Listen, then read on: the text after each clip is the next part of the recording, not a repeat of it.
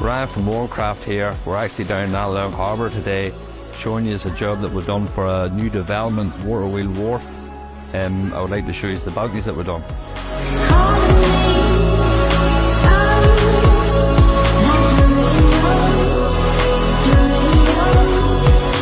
This particular job, the customer came to us. The customer's actually a client of ours. We do a lot of work for him. David McKee is a local building contractor. David came to us proposing a balcony that didn't obstruct a view of the harbour that's right at your back door. So we came up with a design, sent it through to David, and he was happy with it. We manufactured the bulk section frame in our workshop in Kilkee. We then got it galvanised and powder coated. We then fitted the frame, and after the frame was fitted, that's when we actually measured for the glass just to get it exactly right.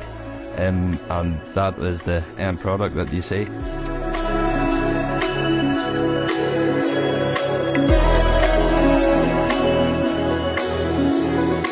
So if you have a new build home and you're struggling to think of an idea of what you could do with your balcony, contact us at info@morecraft.com.